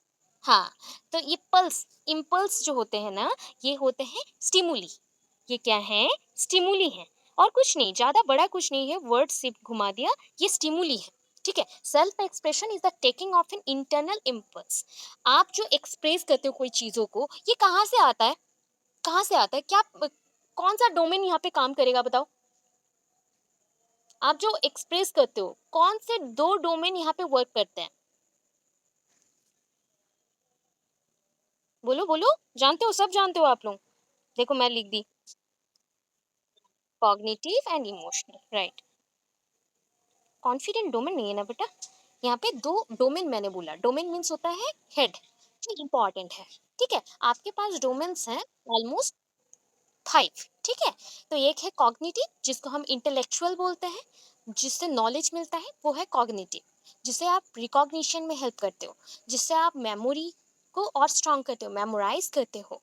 किसी से अगर कोई चीज़ याद करवाना हो तो हम उसके कॉग्निटिव पे जाते हैं, एंड उसके अंदर अगर चले, जिससे हमें फीलिंग्स मिलते हैं, बिकॉज यहाँ पे एक्सप्रेशन बोल दिया है एक टर्म, तो उससे एक वर्ड आया इमोशनल। तो यहाँ पे दो डोमेन आ गए, कॉग्निटिव एंड इमोशनल। इसको छोड़ के भी बहुत सारे डोमेन है, जैसे कि बॉडीली अगर ग्रोथ का बात आए तो फिजिकल डोमेन। ठीक है, सोशल, बिकॉज हमें सोसाइटी में रहना है तो हम सोशल बींग्स हैं, तो सोसाइटी भी एक डोमेन है, लैंग्वेज एक डोमेन है, बस हो गया, इतनी डोमेन है हमारे पास। ठीक है, तो यहाँ पे एक्सप्रेशन का बात जब आया, तो ये दो डोमेन यहाँ पे वर्क करेगा, just like cognition and emotion. And इसी से ही हमारे बॉडी को इम्पल्स मिलती है, जो कि है स्टिमुली। स्टिमुली क्या होता है? Outer force. आउटर फोर्स, आपके बॉडी में कुछ फोर्स, मैंने सपोज थिंक करो कि मैंने एक किसी को थप्पड़ मार दिया। ठीक है, अभी ये इंफॉर्मेशन उसके बॉडी को जब टच किया, मतलब जस्ट लाइक मैंने एक स्लैप किया, तो स्लैप किया तो ये इन्फॉर्मेशन तो उसके बॉडी को टच किया ना, उससे उसके बॉडी में सेंसेशन आया, एंड जिसके थ्रू वो इन्फॉर्मेशन को कैच कर सका। वैसे बॉडी के इनसाइड से भी इम्पल्स आते हैं, इन्फॉर्मेशन आते हैं, एंड वो होता है हमारा फीलिंग्स, ओन फीलिंग्स। जैसे हम दिमाग से कुछ सोच रहे हैं, दिल से कुछ सोच रहे हैं, दोनों को मिक्स कर दो, एक स्ट्रॉन्ग फीलिंग आएगा। तो that is called self expression. Self expression, जब आप डांस करते हो, कोई पेंटिंग करते हो, राइटिंग करते हो, जो कि आपका बोल सकते हैं कि एक क्वालिटी है कि आप बहुत अच्छे राइटर हो, तो उस टाइम पे क्या आप जो देखे लिख सकते हो? नहीं। तब आप दिमाग एंड दिल दोनों को, that means cognitive and emotion, दोनों को कंबाइन करके डांस करते हैं। तो writing, acting, painting, dancing, sculpting, जैसे कि स्टोन के ऊपर कुछ बनाना, film making, singing, these are the wings upon which artist have flown from the time to emote, और बोल सकते हैं इम मेमोरियल। तो ये ऐसा होता है ना, हम मर सकते हैं बट हमारा आर्ट या फिर एक स्किल अगर जिंदा रह जाए तो हमें कोई भूल नहीं सकता। वैसा ही होता है, आपको विंग्स कौन देगा? आर्ट देगा। आर्ट अगर अच्छे से जानते हो, उसको एक्सप्रेस करना आप जानते हो, तो आपका जो विंग्स हैं इतने बड़े हो जाएंगे कि आप आपको जिंदगी में कोई नहीं भूलेगा, ठीक है? जैसे कि आप रविंद्रनाथ टैगोर को कभी नहीं भूल सकते, विवेकानंद जी को कभी नहीं भूल सकते, ना ही श्री अरविंदो घोष को भूल सकते हो, ना ही आप इंदिरा गांधी को भूल सकते हो। डिफरेंट टाइप ऑफ पर्सन हैं, डिफरेंट उनके आर्टिस्टिक वेज हैं एंड पर्सनैलिटीज हैं। ये सेल्फ एक्सप्रेशन के ऊपर ही डिपेंड करता है, कितना आप स्ट्रांग हो, कितना आपका एक्सपीरियंस स्ट्रांग है। ये थोड़ा-सा यहाँ पे पॉइंट आउट किए, देन सेकंड पेज पे आ गए, मतलब इस क्वेश्चन का second page. Self expression is a crucial for the development of people's identity. ये बहुत इंपॉर्टेंट है, आपके लिए क्रूशियल भी है। जब छोटे बच्चे थे ना आप, तब ये बहुत क्रूशियल था। आपको जैसा बनाया गया, आप वैसे बने हो। अगर आपके अंदर और भी अच्छे कैरेक्टर होते, मेरे अंदर भी बहुत सारे कैरेक्टर खराब हो सकते हैं, कैरेक्टर अच्छे भी हो सकते हैं। अगर मेरे अंदर हमेशा अच्छे कैरेक्टर्स होते, तो ऑब्वियस है मैं और अच्छा ग्रो करती। अगर मेरे अंदर कैरेक्टर्स हाफ हाफ वे में अच्छे हुए, दैट मीन्स कुछ अच्छे हैं कुछ बुरे हैं, तो मैं वैसे ही ग्रो करूंगी। तो जैसा दिखता है वैसे उसमें हम ढल जाते हैं। तो ये चीज है, self expression is a crucial for the development of people's identity. हमारा आइडेंटिटी वैसा क्रिएट होगा। पर्सनहुड मतलब पर्सन अकॉर्डिंग आपको कैसे पहचानते हैं लोग, आप एक कैसे पर्सन हो, तो आपका आइडेंटिटी वो डिसाइड करता है। And art as a subject lends itself very well to promoting that. तो इसको करने के लिए आर्ट इंपॉर्टेंट रोल प्ले करता है। अभी नेक्स्ट देखो, क्या करना चाहिए क्या नहीं करना चाहिए सेल्फ एक्सप्रेशन को बढ़ाने के लिए। ओनली हेडिंग पॉइंट्स, जो हेडलाइंस बोल सकते हो, उसको याद रखोगे, अंदर का पॉइंट्स खुद से एक्सप्लेन करोगे। Dos and don'ts. तो अब पहले हम जाएंगे क्या कर सकते हैं। Withhold judgement and allow for mistake. हमेशा आप ना बच्चों को जब ग्रो करने को और ग्रोइंग स्टेज में वो है या ग्रो करने को जा रहे हैं, तो उस टाइम पे बच्चों को रोकिएगा नहीं। किस चीज में, अगर वो कोई चीज करना चाहते हैं जो उनके लिए अच्छा है बट उनसे हो नहीं पा रहा है, तो प्रैक्टिस करने बोलो, बार बार करने बोलो। गलती होगा फिर करेंगे, फिर गलती हुआ फिर करेंगे, that is called trial and error. हम जितना ट्रायल करेंगे हमारा एरर उतना कम होते जाएगा, हमारा जो एक्सप्रेशन है वो स्ट्रांग हो जाएगा। तो हमें उस जजमेंट को अपने साथ रखना है।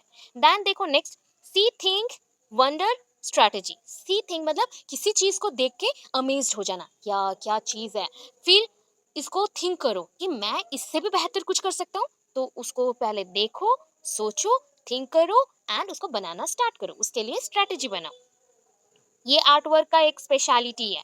फिर देखो, आस्क थॉट प्रोवोकिंग क्वेश्चन। अभी देखो अपने माइंड में किसी को अगर आप प्रोवोक करना चाहते हो, क्या करते हो, जस्ट लाइक उसका ब्रेन वॉश करता है ना, तो अभी खुद का ब्रेन खुद को ही वॉश करना है। क्या, ऐसे क्वेश्चंस करेंगे तो आपका दिमाग, हाँ मुझे ये करना चाहिए, डेफिनेटली मुझे करना चाहिए, मेरा इंटरेस्ट बढ़ेगा। मुझे किसी ने प्रोवोक कर दिया कि तुमसे कुछ नहीं हो पाएगा, नहीं मुझसे ही होगा, ऐसा एक स्ट्रांग फीलिंग लाना। इसी से ही आपका क्रिएटिविटी लेवल इनहेंस होगा। ये हो गया डज के अकॉर्डिंग कि मैं क्या कर सकती हूँ, मुझे क्या करना चाहिए। अभी डोंट के अकॉर्डिंग मतलब जस्ट बोल सकते हैं कौन सा थिंग ऐसा है जो क्रिएटिविटी को या क्रिएटिव लेवल को किल करता है। ये हो गया पहला चीज, सर्विलेंस। सो सर्विलेंस होता है constantly being worst can sometimes reduce people's risk taking and creative works. Suppose देखो आप ना कुछ पढ़ाई खुद से लिख रहे हो, एंड मैंने क्या किया, अरे तुमको नहीं आता है, तुम पहले ये सुनो, इसको करो, मैं आपको 24 घंटे वॉच कर रही हूँ एंड आपको बोली कि मेरे अंडर तुम पढ़ते रहो, तुम्हारा जब भी गलती होगा मैं तुमको बोलूंगी। तो इससे क्या होगा ना, कभी कभी बच्चा को कुछ आता होगा, कुछ वो मॉडिफाई करना चाहता है, बट उसका जो इंटरेस्ट था वो खत्म हो गया, क्योंकि एवरी टाइम उसको रोका गया, उसको बोला गया तुम गलत हो, उसको हम एरर करने ही नहीं दे रहे, मिस्टेक से सीखने ही नहीं दे रहे। तो ये हो गया पहला, सर्विलेंस। देन नेक्स्ट आया एम्फेसिस ऑन इवैल्यूएशन। हम इवैल्यूएशन पे ज्यादा ध्यान देते हैं, क्या, बच्चों का रिजल्ट कैसे होगा। आज आजकल के पेरेंट्स जो थिंक करते हैं ऑलवेज, बच्चों को कुछ सिखाते हैं, स्किल्स डेवलप करते हैं, ये मैटर नहीं कर रहा है, वो कितना अच्छा परफॉर्मेंस दे रहा है, मार्क्स कितना दे ला रहा है, ये मैटर करता है उनके लिए। क्या बच्चा सीखेगा, उसका फ्यूचर क्या होगा, उसका ब्रेन में कोई प्रेशर ना पड़े, ये नहीं थिंक करते हैं। बच्चा ऑलवेज फर्स्ट होना चाहिए, सारे बच्चे एक साथ फर्स्ट हो सकते हैं क्या, इम्पॉसिबल है। तो ये चीज में प्रॉब्लम आता है, एम्फेसिस ऑन इवैल्यूएशन में ऑलवेज।